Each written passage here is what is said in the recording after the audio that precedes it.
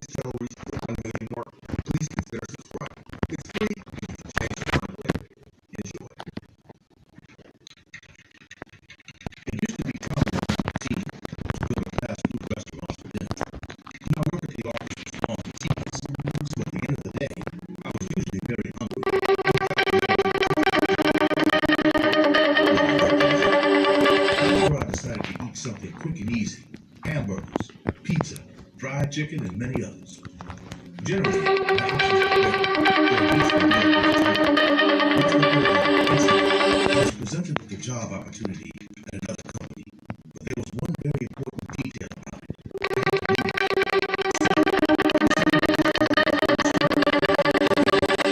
And I accepted it. Everything was going perfect, just as I expected, until the end of my first day at work.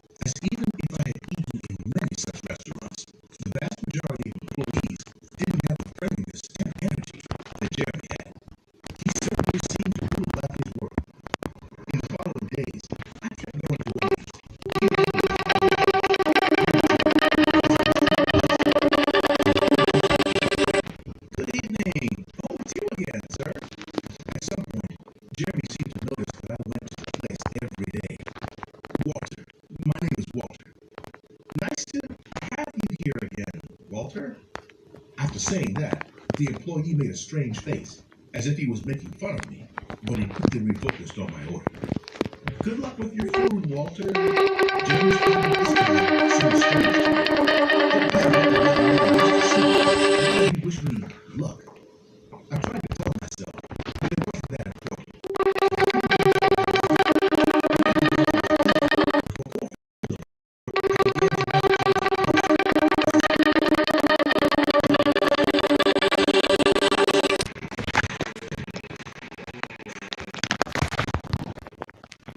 As the seconds passed, I realized something. That employee was always smiling, even when he was talking, or when no one was in line. The boy had a big smile on his face. But that wasn't the worst discovery. When he had already taken everyone's orders, and while waiting on more orders, Jeremy began to observe the progress.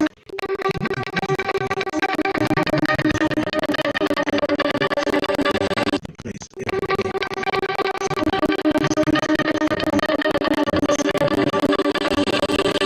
The boy widened his smile even more.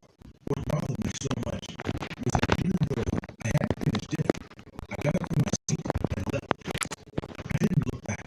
Since the last thing I heard,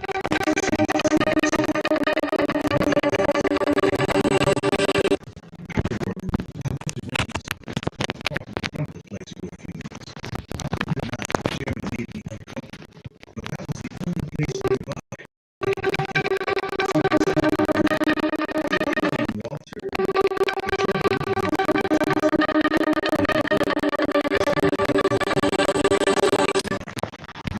Walter, I asked for my order. This time, eat even the smallest crumb. Taste everything, Walter. Everything. Enjoy it. What he said made me extremely uncomfortable. Made me and all of a sudden, I threw up everything inside of me. The floor of the Wendy's was covered in dense green vomit. I coughed a couple of times before speaking. Enough! Cancel my order. Cancel it. I don't want anything to do with the food in this place. But Walter, for the first time, Jeremy's smile disappeared from his face. His eyes were filled with resentment, but I couldn't care less about it. I walked out of there without saying anything else. The following days, I started cooking my own dinner, even though it was tiring. Unfortunately, one Thursday, something unexpected happened. Some problems had occurred, and I had to stay at work for several hours more. When I left, it was very late. I was extremely hungry, and what was worse, I hadn't gone to buy food, so I couldn't prepare anything at home. When I saw Wendy's, I literally had to force myself to go. Of course, Jeremy was there. Walter, you said you wouldn't come back. Before the boy could say anything else to me, I told him what I would eat and went to sit in the opposite direction from him so I wouldn't have to see him. As I waited, I noticed several employees leaving, which made me uneasy. When I was telling myself that the food would be delivered soon and I would leave, even though I forgot to pay, I felt a strong blow to my head that made me pass out. The cold was what woke me up. The room I was in seemed to be the Wendy's kitchen. For some reason, it had several open refrigerators, which gave me goosebumps. I tried to get up, but my feet were tired, as well as my head. Just as I became aware of pain in the back of my head, someone came in. Hey, Walter! I knew you would come back. Guess what? The smiling young man showed me the tray he was carrying in his hands. There was a hamburger on it. Your favorite. This time I'll enjoy myself. What the fuck do you think you're doing?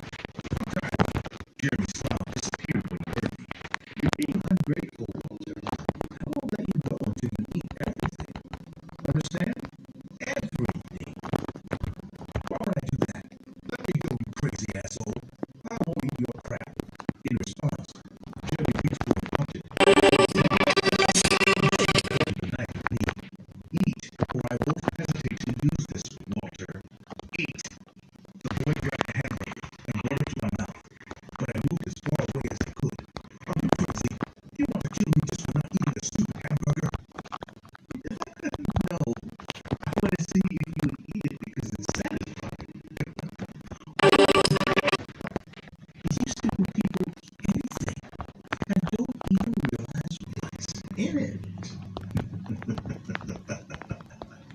remained silent, having no idea what he was talking about.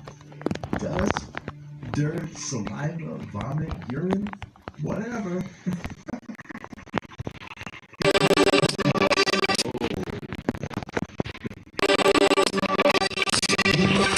can find it. What? What the fuck is wrong with you, you sick fuck?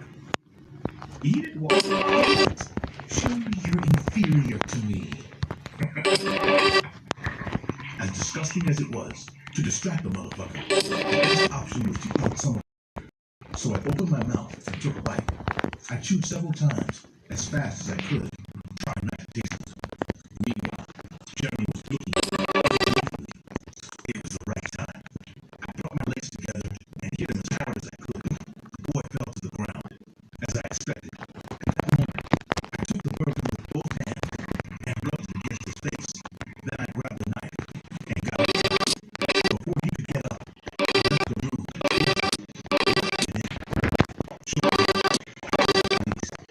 Currently, the investigation is ongoing. I hope they can find proof of what Jeremy was doing so he can get what he deserves. In the meantime, I don't think I'm hungry after you. I'll never eat fast food again.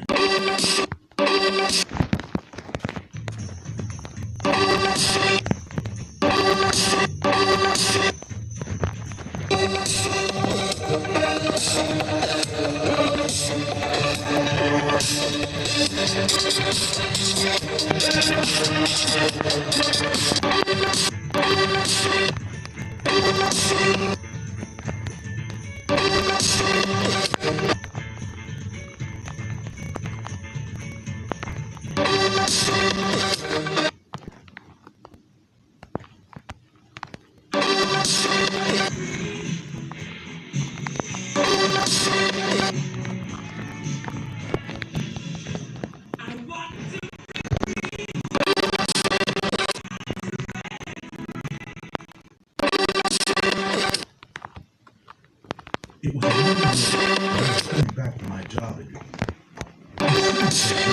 since they were looking for a very serious but social person that could serve as a cashier but not be distracted by serious customers. I immediately identified myself with the profile since I am very reserved and I don't tend to lose my conversation. This was not always the case. At the age of 11, I was a very playful and hyperactive boy. My parents were very permissive, but they always told me curiosity would get me into trouble if I didn't learn it. I never took them seriously, but that traumatic Thursday afternoon would not only prove them right, but would change my life forever. It was Halloween night, and the parents of a class had invited me to Wendy's before we went trick-or-treating. They in fact, they treated me very badly, but the parents were very wealthy and invited the whole class and my parents, who barely had enough to feed me, didn't want to miss the opportunity for me to eat something tasty. The afternoon continued to progress as we ate. We noticed that apart from the burger, they were serving a Halloween special. It was a red drink with a strange taste that we could not decipher. It also had an eye attached to it, which was very similar to that of a human, or maybe an animal. Can you tell us what that drink is made of? He was asking me with a serious face. I'm sorry, kid, but that's a secret. After saying this, he approached us and spoke with a soft voice. Just because I like you guys, you want to be told the secret? Yes, please, I screamed in desperation. He gave me a bad look for stealing his spotlight. Well, but keep it a secret. The drink is made of human blood, animal lives, and most importantly, children like you. He shouted this last part, to which all the children were frightened. The man's face was truly terrifying. He was serious, and returned to his normal composure. Oh, I'm sorry. That's the old cherry juice and candy. The children were still scared, but when they saw David, they calmed down, and they all laughed. The playground, and I was having fun, going from game to game, taking advantage of the times I was having so much fun that I didn't realize I was surrounded by 5 kids, led by David, who locked up against the wall and grabbed me by the neck. What are you doing? Let me go. If you scream out, I hear you now. Understand? In response, I just nodded. Okay, now pay attention to me, poor boy. Your mom told mine to keep an eye on you. And I'm so curious. You know what? You're gonna have to be curious today, or we'll beat you up here at the school. Got it? Yeah. It makes me sick that we share the same air. What you're gonna do is infiltrate the kitchen and find out if Wendy's secret ingredient really is human meat. I can't do that. I'll get in trouble. You're already in trouble. You have been since you decided to come to my birthday party and eat my food. If you don't, not only will we all beat you up, but I'll also accuse you of stealing my mom's phone. Is that clear to you, poor boy? All right. Within minutes, I was sneaking into the Wendy's kitchen. David told me that if I didn't find out if the secret recipe was made for humans, not only would I get beaten up, but he would accuse me of stealing his mom's cell phone. I had no choice. And although I was sure I would be scolded at best, I admit I was a little scared. As I walked into the Wendy's kitchen, I could see the burgers being cooked and the fries were being made, but nowhere did I see any sign of the drink. I was afraid that David and the other guys would leave Wendy's without me, so I was quite anxious and desperate to finish as soon as possible, although I must admit that inside I was enjoying it. Looking around, I discovered that all the drinks were coming out of a round door at the back of the kitchen, so taking advantage of my height, I managed to get in. When I entered, terror gripped me. The main table was full of blood, and eyes were scattered all over the room. The employees were nervously cleaning everything up quickly and putting their eyes together like candy. I could even see one of them gnawing at his eye and hiding it in his pocket. I tried to scream, but quickly covered my mouth and kept hiding. At that moment, and to my surprise, a small hand slapped my head from behind. It was David, who had also gone into the kitchen. He didn't explain to me what he was doing there. He just remained silent, but I assumed that curiosity had forced him to explore as well, whatever the case may be. So immediately,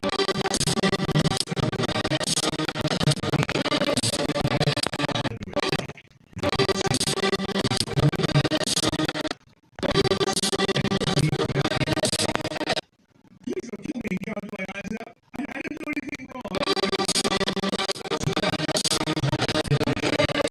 The relief of little Freddy Krueger, they showed him that it was not blood, but a mixture of raspberry and grenadine. The eyes were nothing more than special candies they had acquired for Halloween, and they all gave yes, I'm sorry, but the eyes look very real. That's why we have so many customers, buddy. Well, I'll have to go with my mom now. Sorry to bother you. I was surprised by how innocent this good little kid appeared to be. I was surprised that he didn't reveal my position, but I was probably afraid he would talk. Unfortunately, we can't let you go, boy. Now that you know the secret recipe, you must stay here. When David was about to ask what those words meant, Wendy's employee slammed his head violently against the wall. Confused by the blow, David tried to stand up, while Mom sprayed with knives. I recognized the cashier who had served us so well a few minutes before, but now he was putting a tablecloth in David's mouth. The rest of the workers began to cut off his limbs, as if the boy who was still in costume was some kind of dead animal. They began to cry out, to scream, to do anything to wake up from that nightmare. But I just kept quiet, biting my lips and waiting for the opportunity to escape. I heard how the cashier sent the kitchen staff to put the dead child's limbs in the freezer, and while they were all distracted, I took the opportunity and escaped. When I returned, no one noticed that I was crying, since everyone was looking for David. I felt the urge to tell them everything that had happened, but a part of me just couldn't. I couldn't utter a single word out of fear. At the same time, the cashier was talking to me. They were going to look for the young man.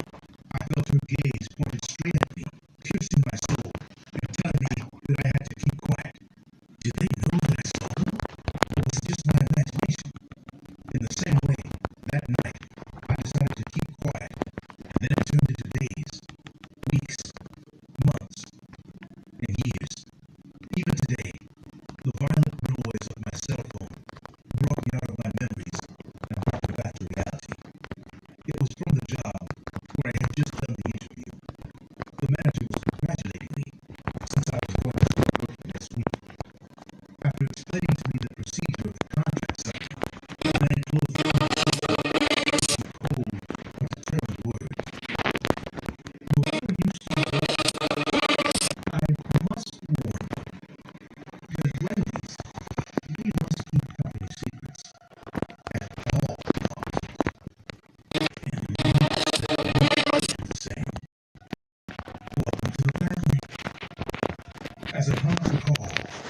just I was finally going to meet people who would treat me like family. I might even thank them for what they did. Because if they hadn't killed me, I would have killed myself.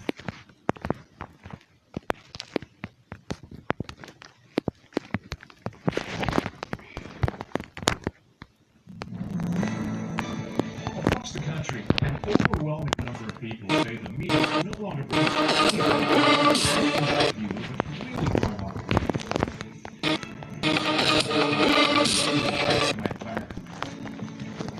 I'm Melinda Lane, and I'm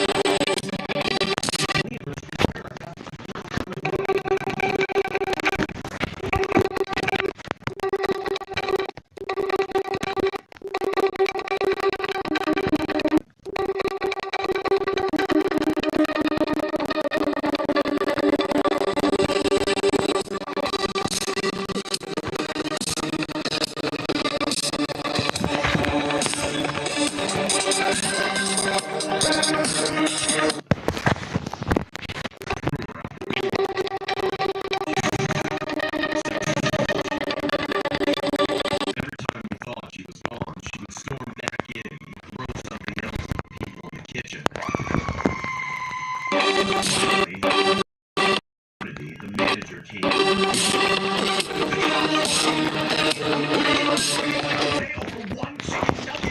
At that, she disappeared. The cops showed up about an hour later, asked a few questions, and took a copy of the security footage. I thought she would eventually get fined a few grand or spend a few nights in jail, but we never got word that she'd been caught. 3 or 4 months passed, the season changed, and I pretty much forgot about the whole thing. Everyone was the cops. Then, I was working the drive-thru again. I saw her. She came back with her boyfriend and ordered the exact same thing.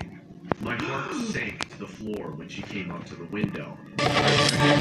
Still wore the same cornerback wig, but this time she was even more insane looking. She stared me down with this creepy, deranged smile, like some kind of psycho would look at their next victim. But she didn't say anything. She just took her food and drove off slowly, looking at me through the window until they were out of sight. I thought about calling the cops, but I figured she would leave before she ate all 10 of her nuggets. It gave me a jolt, forcing me to remember back in August, but after a while I wasn't thinking about it. So the sun went down. Then I before I walked out the door, I remembered for caution, I got out my keychain and clutched the little pink box. Sophomore in high school, but I was tired, but I figured it would be good enough. I pushed open the door and walked out in long, quick strides headed for my car. Within seconds, I heard her walking behind me, racing to catch up with me.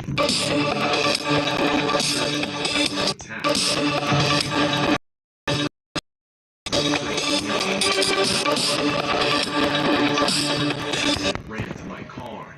As I fumbled with my keys, looking for the unlock button, I looked back to the woman with the insanely colored hair. She was still standing, but she was staggering. I saw her wipe her eyes vigorously and spit on the ground. Then she looked straight at me. Her eyes were bloodshot, all the skin around them swollen and red, covered in thick tears. She bared her teeth like a rabid animal, drooling. She screamed horribly, then charged at me unhindered. I pulled open the car door and jumped inside, locking it behind me. I thought I was safe, but before I could even calm my nerves enough to start my car, I saw a rock bashing into the window, smashing it like a wine glass. I shrieked, and then her hands came through the window. They grabbed me by the hair and yanked me through the door, all over the shards of glass and dropping me on the pavement while still grasping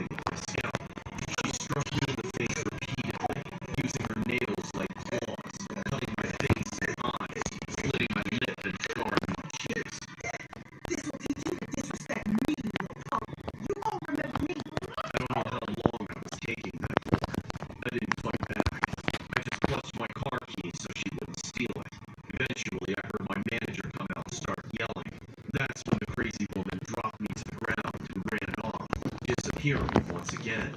And what's worse, the police still haven't found her. They don't care enough about me to go looking, I guess.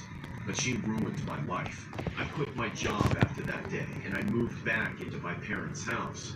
I even missed my college graduation because my face was so messed up. I'm too scared to go outside.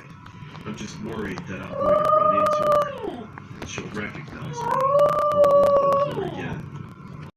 Her begins to argue with a worker over her order. There is no audio, but witnesses told police that the customer became verbally abusive toward the staff. That's when the situation turned violent. The customer tried to get behind the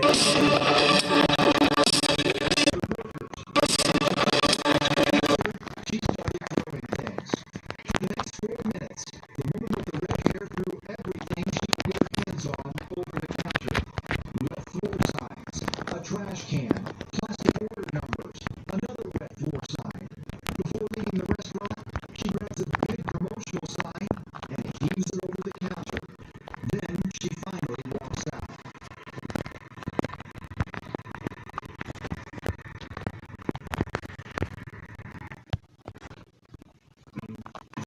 Sure.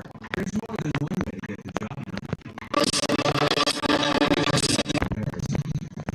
Power, the versatility you'll ever need, you'll get more done in a day. Polaris.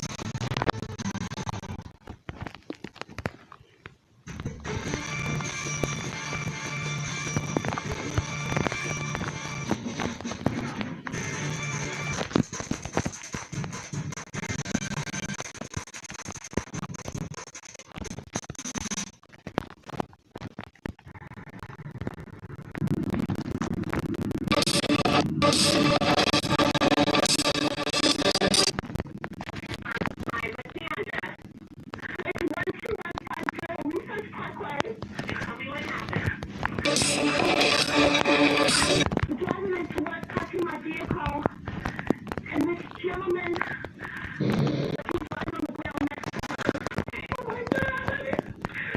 Where are they? Are they in the parking lot? They're in the parking lot. Is it? Oh my God!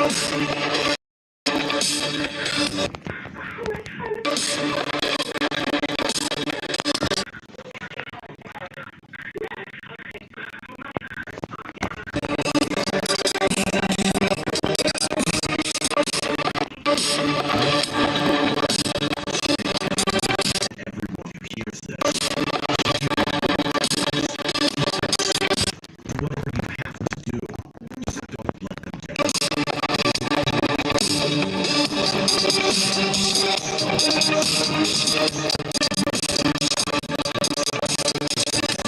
The people you love are safe and sound and by your side. The world isn't so bad. It's only when that world gets taken away from you. The world becomes a dark, cold, and lonely place of constant suffering and endless despair. All this time, she started working at Hooters. We were just dating. But we'd been in each other for a while. I didn't really care that she said working somewhere so exploitative. But it was her decision, and it wasn't like I didn't trust her. I was just too concerned for her safety. It turns out that my worries were well-founded. I'd give anything just to go back and find some way to keep her out of that horrible job. But at the time, I didn't give anything. It didn't take long before I started tearing. To tell the truth, it always made my blood boil to hear about it. Those nitwitted creeps who come in almost daily and chat with the waitresses and pretend their little crushes are going to get them nowhere. Liz, on the other hand, didn't seem to mind at first. A sloppy feast between them cheeks.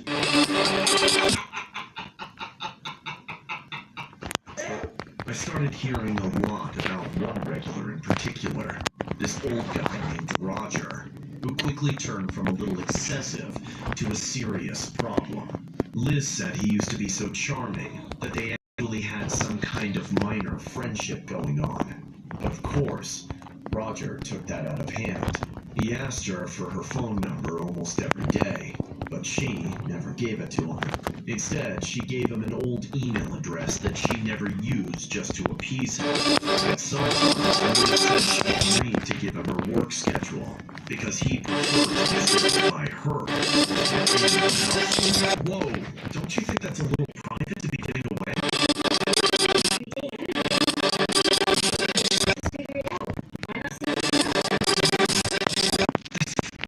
It's just, don't you see why it's weird for him to want to know that in the first place? I guess working at Hooters makes you get used to a lot, because that seemed to be the first moment in which she really caught a strange feeling from this guy. Unfortunately, by then, it was probably far too late. You know, throwing the dark things escalated from there. Ride home with her. Then, he started getting handsy, trying to reach for Liz's waist while they were talking, and getting very aggressive when she didn't allow him to put his hands on her. That, of course, is very much Liz threatened to throw him out of the restaurant over it. I can still hear the conversation in my head, the way she relayed it back to me. I'm more of a loyal customer than you'll ever get. Do you know how much I tip every day? I shouldn't be treated like this. This isn't a brothel, Roger. Just because you tip a lot doesn't mean you get to treat me like a piece of meat. After that, Liz put in a word with her managers at Hooters, trying to get them to ban Roger from the establishment altogether.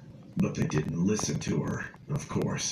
They reprimanded Roger about the rules, but they were worried if they started banning regulars, they'd lose their whole customer base. Just goes to show what Hooters really cares about. That's around the time that Liz remembered the email address she'd given Roger. When she opened up the inbox, it was filled to the brim with hundreds of manic messages, calling her horrible names and accusing her of being a liar, and this and that, and all sorts of deranged stuff to say about a sweet girl like Liz.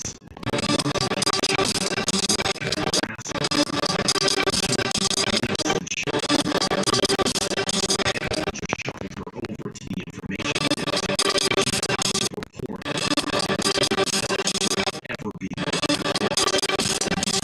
ignored. She finally quit Hooters. We thought we were done with all our lives.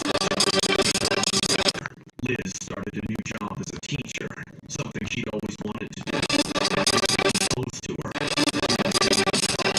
felt like the right time to start sealing things shaping up to be pretty nice, but then Roger showed up once more. Somehow, beyond anyone's ability to guess, Roger found out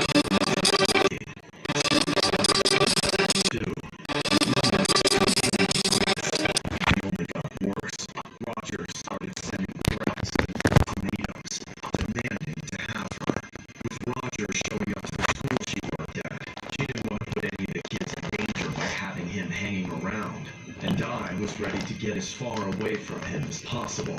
So that's how we decided to move across the state to Orlando. It wasn't the greatest thing, but it helped in some sense. We both got jobs at the same place, which was nice, except for the fact that it was a customer service call center, which was pretty soul-sucking. For some time, we managed. Roger continued to send his emails, but we thought he'd lost track of us and wouldn't be a problem anymore.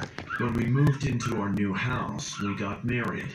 We were able to go on our honeymoon and live our lives like normal people, for a few months at least. But again, somehow, Roger found us. But this time, he showed up at our house. I'm ready for my meal.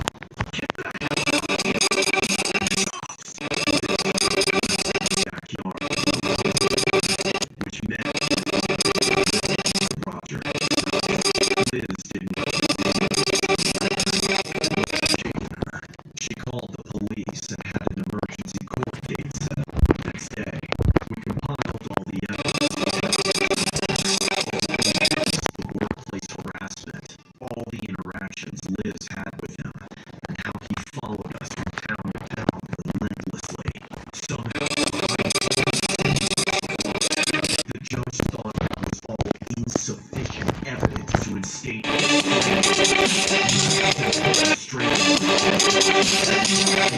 safety in our lives. The judge scheduled a hearing with Roger in the following weeks, which meant the judge notified our stalker that we attempted to get a restraining order filed against him. Liz and I were both paralyzed with fear when we realized this. We had no idea what Roger would do when he found out about this, but we knew it wouldn't be good. We tried our best to wait it out patiently. The last time I saw Liz, we were sitting in our car in the parking lot of our place. So she called Strong.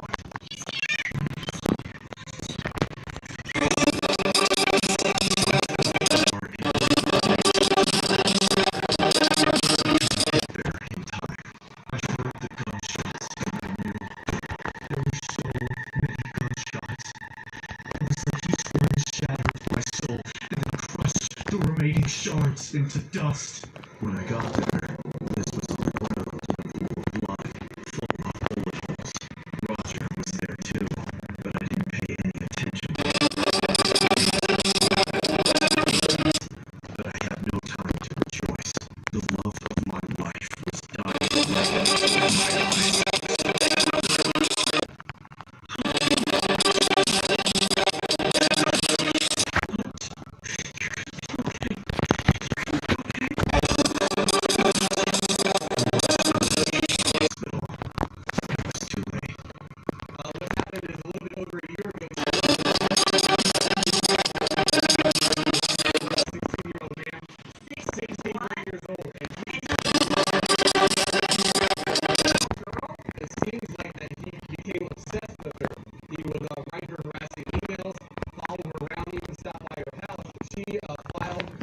Restraining order with the judge.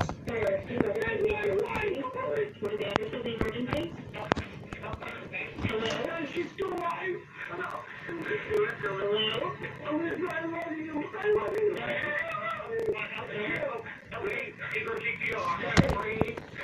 Okay, put your phone down. Calm down.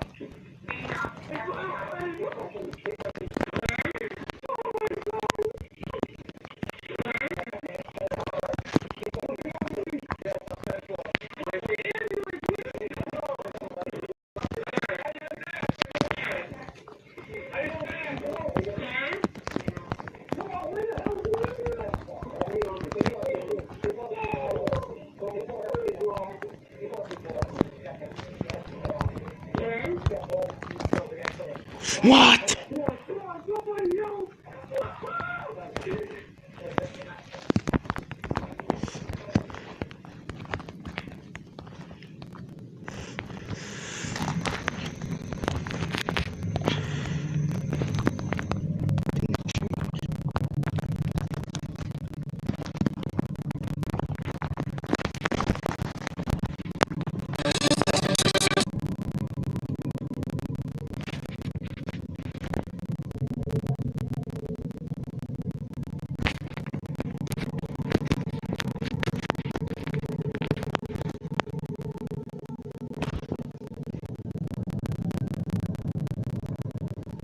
In every school, there's a weirdo.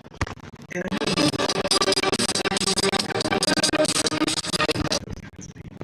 they're cool. The kind of person I'm talking about is in the middle realm retired. Those maladjusted freaks with hard empty eyes who don't get along with anybody. Psychopaths that give you chills you can't explain. These days, from what I can gather from my little brother's current high school experience, those kids are alone on threats. But just 10 years ago, when I was a freshman in high school, there hadn't been quite as many school massacres. And we just had no idea what kind of vicious animals we were dealing with. My little brother says it's an unspoken rule to not mess with the quiet kid. Maybe even, as in, don't poke the bear. Fortunately, my generation didn't have quite the same experience. We would make fun of those kids a lot, and not just behind their back, but to their faces too. We mimicked their weird looks and strange mannerisms and made them the laughingstock of the whole class. And in the end, so many paid the price for it. And the main matters I remember Things went as I enjoyed my class as a teacher as much as could be expected, and I was slowly becoming a new friend group. The one exception to all these rules was a kid I'll just call him. We were in the same math class for several periods, but aside from him, that was my favorite class. It was easy math at the end of the day, with one of the school's best teachers, a young pretty woman who went above and beyond to engage with students on our level, even having us get on computers. Everyone in the class was friendly with her, since she wasn't a huge stickler for the rules, but instead would go the way of being nice to keep us on task. Well, everyone except Phil. Phil wasn't friendly with anyone, and none of us were friendly to him. He spent most days in total silence, staring off into space, knowing that we tear into him no matter what he said. But one day, the nice teacher tried to get him to pay to participate by calling on him at random several times. Phil, could you tell the class the formula for a linear relationship? No. It's 1, 2, 3, 4, 5. Miss, I don't think Phil is very good with relationships. Even as I'm graduating from college, my biggest regret in life is contributing to the mockery that tormented this kid on a daily basis. Not because I feel bad for him, but because I feel guilty for what he became because of it. I doubt everybody. There's no sense in being rude. I'm sure Phil knows the answer. It's probably just hard to think when people are making fun of you. You're right, Miss. I'm sorry. Alright, Phil. You're a smart kid.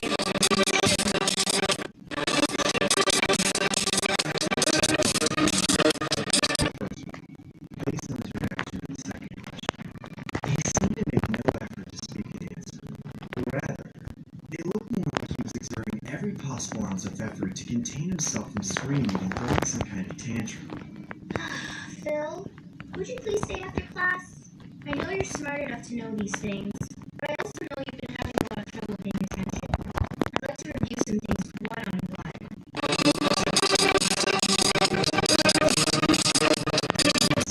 I glanced over to see if he was still staring, and every time, Phil got a little scarier. I could see veins bulging out from his head. He held his jaw so clenched that the muscles flexed visibly under his face. His eyes were bloodshot from so much unblinking staring, and his whole body trembled ever so slightly. When the bell finally rang, signifying the end of school, I was very much relieved to get out of that room, despite the fact that my own day wasn't yet over. Not to mention I had gotten a detention earlier in the day for talking too much in an otherwise sleepy class. I wasn't in a rush to get there. The last person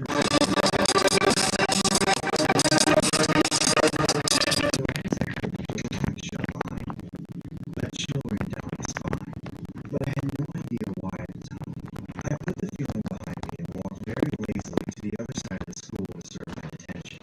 An hour or so later, I was finished up and ready to go home. I walked out of the building toward the rear of the campus, but since I missed the school bus for detention, I had to go through the bus loop and out the gate to find a stop for the city bus.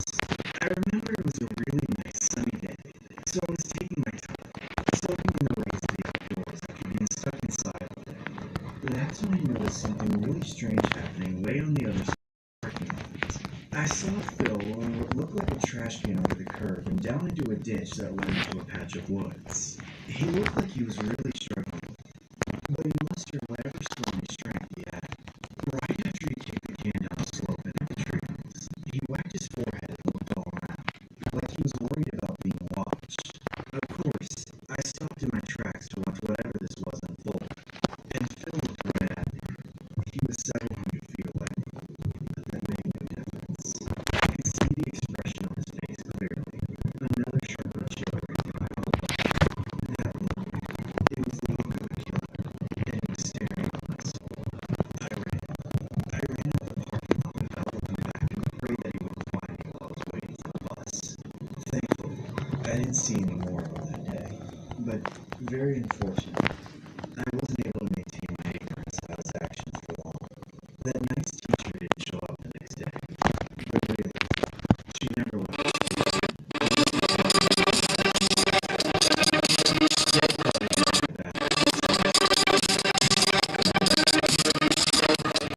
It was all over the national news. Now,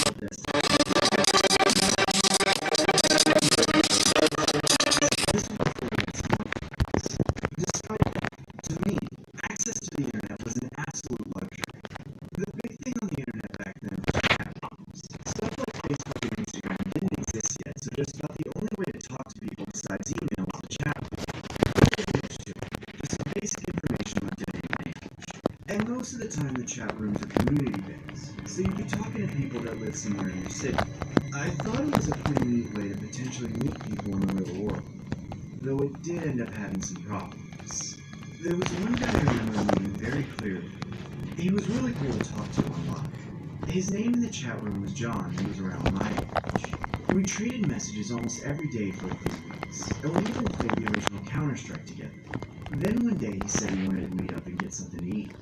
I had nothing better to do, as usual, so I agreed. But I had to ask if he lived close by. I didn't have a car or a bike, and I couldn't really afford to take the bus. I was a slight bit cautious, so I didn't tell him my home address. I just asked if he could meet me at the McDonald's by the big intersection near my place. He said that was no problem, so we agreed to meet there at 6 o'clock that evening. I have to admit I was pretty excited. I never met any of the people I talked to on the internet, and to be honest, I didn't really have many friends, even at school. I had high hopes to hang out with this guy more regularly, even before I'd seen him for the first time. I raided my mom's coin jar for some gold, just enough to get a Happy Meal as usual. Then I walked out into the street around 5 minutes before we were set to meet. I got to the McDonald's at 6, but didn't see him. I kept an eye out for the green jacket John said he'd be wearing as I took a seat in the dining room. The McDonald's employees recognized me as I was there almost every day. I decided to wait for John to get there before I left, knowing I wouldn't be bothered by the workers. After a few minutes, I started to get a little anxious. I didn't have a cell phone as they weren't very common back then. I was just sitting there in silence, looking around the dining room. That's when I saw a strange-looking man wearing a trench coat standing by the window, staring at me. The moment I made eye contact with him, he began shuffling towards me, until he was standing right next to my table. The table was about waist height on it, and he held a Happy Meal box right over the edge. "You look hungry, little boy. Would you like something from my Happy Meal?" No, I'm good, thanks. I'm just waiting for someone." "Oh, are you waiting for John? He's my son." Without asking, the man sat down right next to me in the booth, when there was a perfectly good seat right across from me. He shifted the Happy Meal box and set it in his lap, even though the table was right there. He leaned in and mumbled in my ear, like he was about to say some kind of secret. "He called me and said he was about to ride his bike to meet somebody here. I know this isn't the greatest part of town, so I thought I should drive over to make sure everything was safe. But I figured he'd be here by now. Oh, I hope he's okay. But while we're waiting, you should eat something. I bought this Happy Meal for the two of you. Come on, don't be shy. I really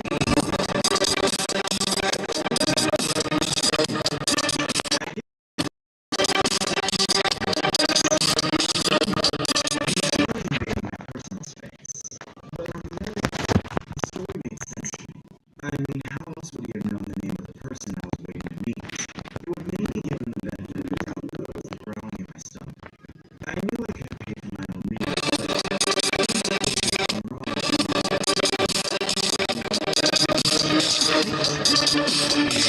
that's it. Just reach in there and grab something at random. Be fair to John. He opened up the box as it was still in his lap, but wouldn't let me look inside. Desperate for some food, I reached in. But as far as I could tell, it wasn't hungry at all. I grabbed it with the only thing that was in there, but it definitely wasn't anything that was supposed to be in a Happy Meal. It felt weird, almost clammy, and it wouldn't come out of the box when I tried to retrieve it. Is everything okay over here? Neither of us heard her walking up to us. He jumped a little bit. I took my hand out of the box and the man very frantically closed it up. The employee stood sternly with their hands on their hips. Yeah, we're all good here. I'm just enjoying some quality time with my son. I barely had any idea what was going on, but I didn't want to cause any problems with the McDonald's I ate at almost every day, or the man who said he was my friend's dad. "You see up there? My other son's on the other side of that window. You see him there?" You lying waste of space. Get out of here, I'm calling the cops. Right then, the man threw the Happy Meal box to the side and ran out the door. The woman who must have recognized me, I'm assuming the manager, didn't let me leave. She asked for my mom's phone number and called her. It felt like I was in trouble for something, but I didn't know what it was. The woman told me to wait until my mother came to pick me up.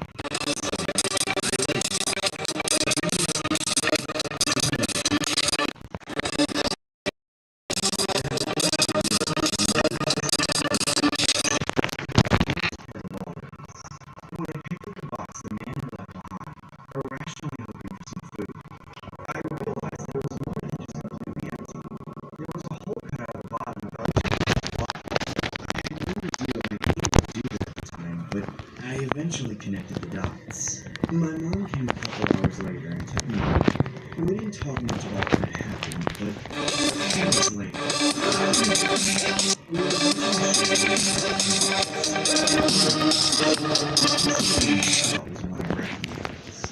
it was the man in the trench coat. Everyone else said they called him, but another neighborhood in Dawes.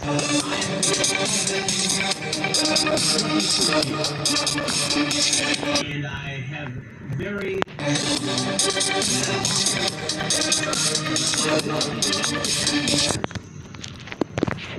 just gonna go.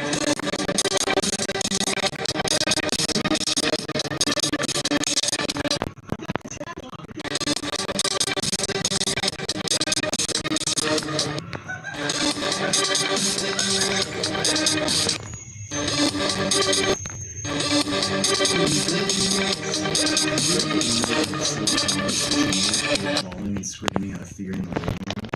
Have you ever wondered what's going through their heads? What torture they must be expecting to endure? Of course, most of the time, they're just overreacting, as little kids tend to do. But don't write them off just yet, because there is something real in that childish phobia. I'm sure everyone can relate to having to sit through something uncomfortable at the dentist. But there have been some dentists out there who really do justify the screams of small children. And I can attest. When I was about 10 years old, I was having some trouble losing the last of my baby teeth. Well, just one of them, actually. I only had a few left, but there was one that had gotten fused to the bone in my jaw. It isn't actually uncommon. And like me, most people find out during routine x-rays. My family dentist said that most remaining baby teeth were fine and would fall out normal, but there was one that would need to be surgically removed. He recommended us to some sort of pediatric specialist in oral surgery. I was nervous about what they called surgery. I mean, I was only 10, but my parents told me they were young me, so it wouldn't hurt at all. And I had regular experience at the dentist in the past. I wasn't one of those little kids.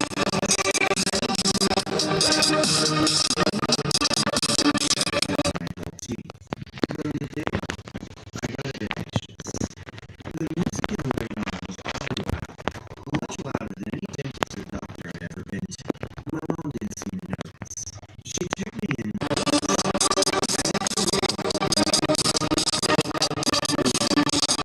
The dentist came out of the back, all sweaty and out of breath for some reason. He had a clipboard in his hand from which he read and called out my name. Alex, you're up next.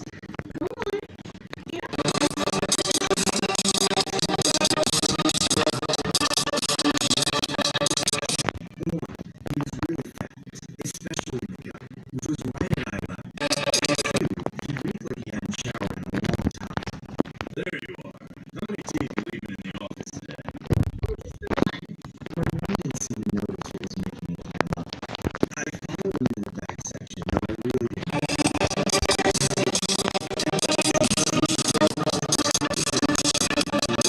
Down as he checked over the x-ray one more time. Right after that, something suddenly he didn't ask me to open my mouth. He just grabbed my face and rested his arm on my neck and chest as he pinched open my jaw to shine a light inside. And of course, that's when he asked his questions. Are you afraid of needles, Alex? I couldn't speak because it was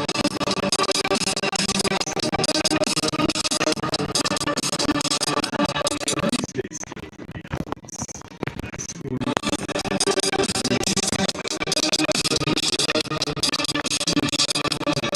started clamping down on my arms and legs, and strapped them in some kind of metal straight jacket.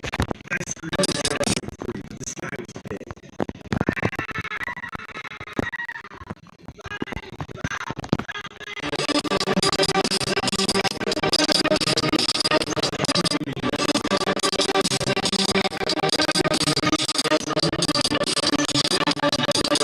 He just started cutting into the flesh of my mouth, digging at the roots of my baby teeth. I tried to scream so much, but I almost choked on the blood that was flowing into my mouth.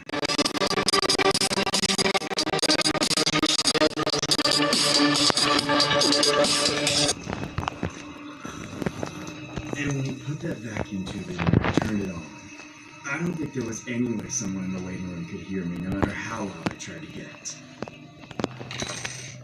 Well, that wasn't so bad, now was it? You know what, though? I know I saw a few more baby teeth in there than just the one. What kind of dentist would I be if I only did a quarter of a job? I couldn't even protest the scrutiny. I was in shock from the pain. I couldn't do anything. And nobody helped me as the man stuck pliers into my mouth and ripped out 3 more teeth. He shoved gauze into my mouth and left without saying a word. For a few minutes there, I was alone, just in pain. When he came back, my teeth were nowhere to be seen. But I was finally unstrapped. He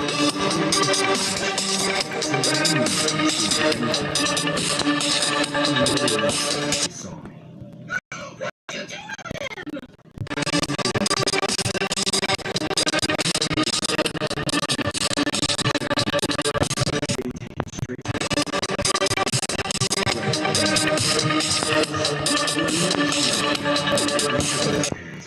A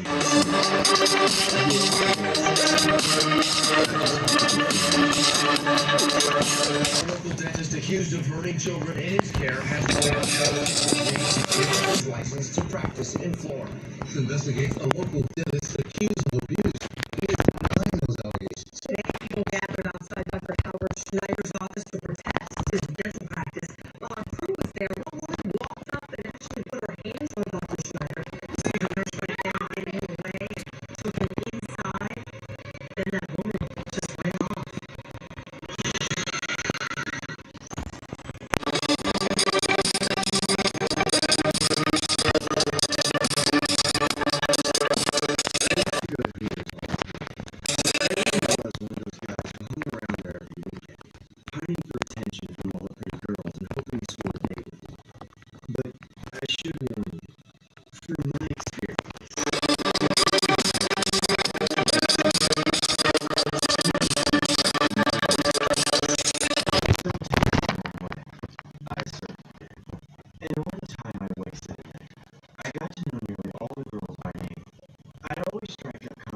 As I ordered the same beer and wings every time. So often to the point that the waitresses started to know my order before I even said a word. There was this one girl I was super interested in. Her name was Stephanie. I made sure to see every angle of every girl that worked there. And Stephanie was the hottest by far. And she was the most popular without a doubt. The way she worked creeps like me for tips. I tried really hard to get even closer with her. I guess looking back on it now, people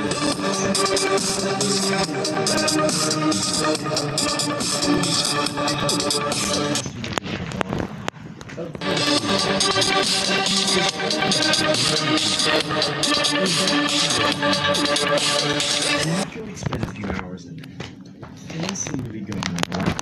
It was approaching sunset, so the girls had enough spare time to linger with us a little longer than usual. I was chatting with Stephanie, and my friend was capturing the attention of another fine nurse girl. The only problem was, and I'm a little ashamed to admit I caught this, but I knew that Stephanie and this other girl kind of hated each other. There were a lot of times I'd hear them get into fights and get really nasty, so I was surprised to see the two of them together. Still, Stephanie shot that other girl some dirty looks that night. Despite all, I tried to make the best of it, but then Stephanie dropped a bit of a bombshell. Yeah, so I know you've been waiting for the right moment to ask me on a date or whatever, but I'm just letting you know that this is my last shift, so don't miss the chance, Jack. Wait, what? You're leaving? For what? I'm going to college, dummy. Where do you think all your money's been going? Oh, well, I guess you gotta move on. But I'll take you up on that last chance for a date. When are you free? I'm free as soon as I clock out, babe. And you can bring that cute friend of yours, too. As she finished speaking, she twirled around and walked away from us. My friend just dropped her jaw.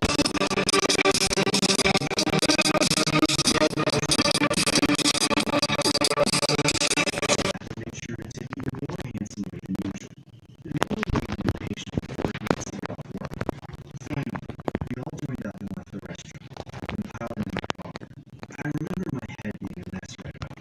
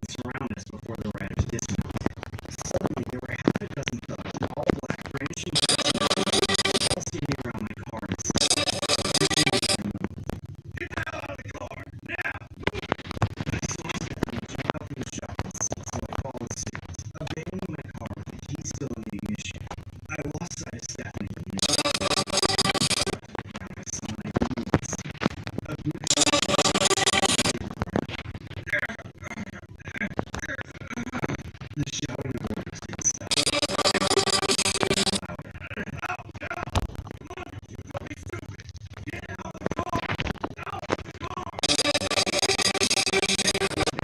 I turned as far as I could to see, and my friend and the girl I picked up were still in the backseat of the car. They were trembling in fear, just frozen for some reason. They were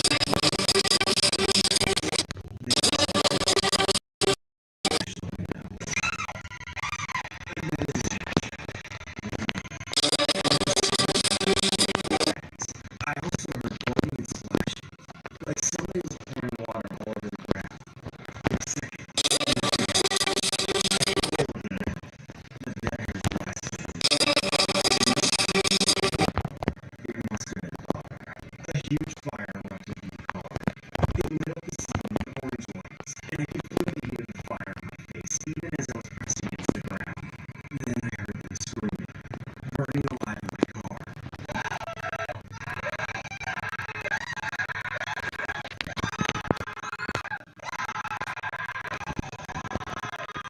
It took so long for it to stop. When that was finally over, I got yanked to my feet. Here's what you got. Come on, strip, clothes, money, clothes, everything you own is ours. Come on, don't be scared. I did as they commanded, stripping to just my underwear and giving them everything I had. I was still in shock. I couldn't even think about my friend Martha. The reality of it was too horrible. I thought about Stephanie. I was worried what they might do to her, but I couldn't see her in the darkness. Not until all the thugs finally let me be and climbed back into their van and got back on their motorcycles and sped off into the night.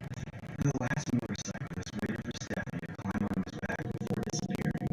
She looked back at me and winked as I could feel my blood boil.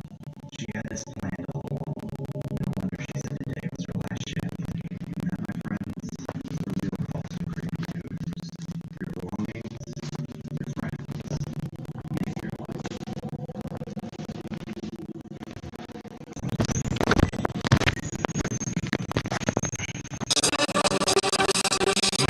Candace. Then I was a single mother with 2 kids. My daughter Sarah was 7 and my son Tommy is 5. They were both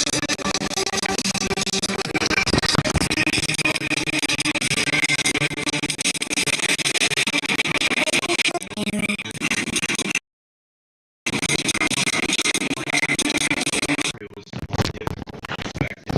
After months and months of strenuous searching, one dentist, Dr. Teal, had caught my attention.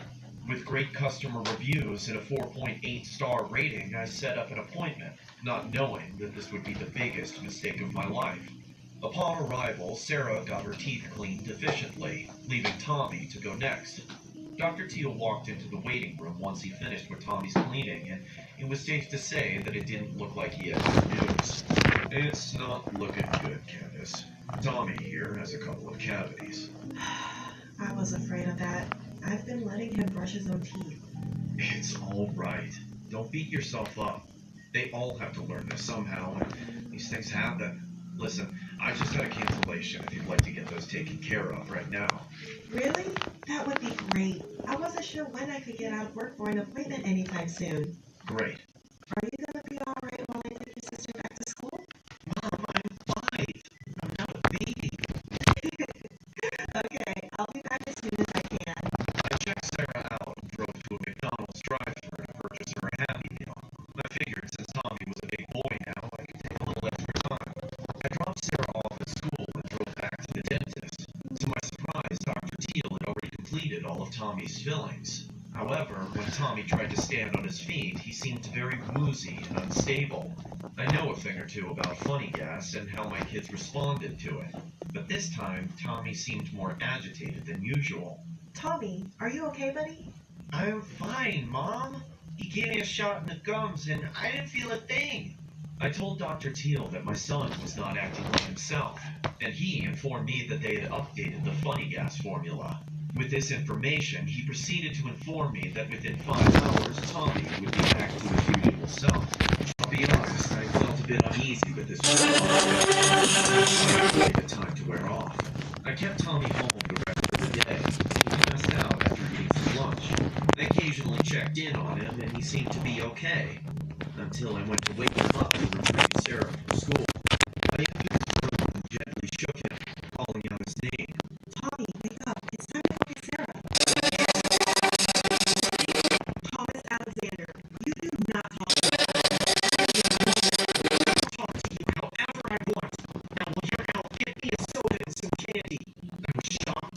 vocabulary. I grabbed his arm and dragged him to the car while the little squirt kicked and screamed. He shouted profanities at me and was trying to scream. I sit in the front seat so that Tommy wouldn't hit her. He screamed and cursed at us the entire way home. The phone rang numerous times before reaching their already full voicemail box. I decided that night I had Tommy sleep in my room so that I could keep a close eye on him. He slept throughout the night, and the next day he seemed like he was back to his normal self, so I got him ready for school. The day went great, and I nearly forgot about his hellish behavior from the day before. He even apologized for talking the way he did, and of course I couldn't stay that up. However, the next day he seemed to get worse. He was more demanding and being extremely rude. At some point, I heard a scream in the kitchen from the laundry room and rushed out to see that Tommy was chasing Sarah with a knife.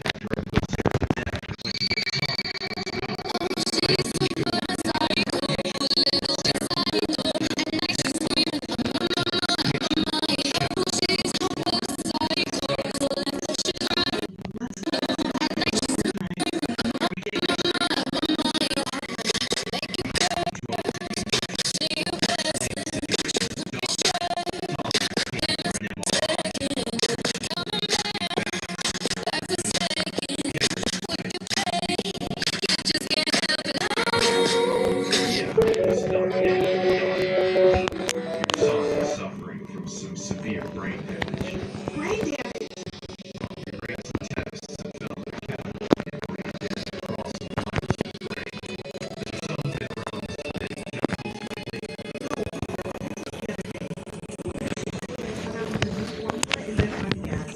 Which dentist did you go to? I told him about Dr. Teal, and the doctor informed me that Tommy was one of the few patients that had suffered from brain damage after the funny they were given. He also told me how the dentist's office had been shut down, and the guy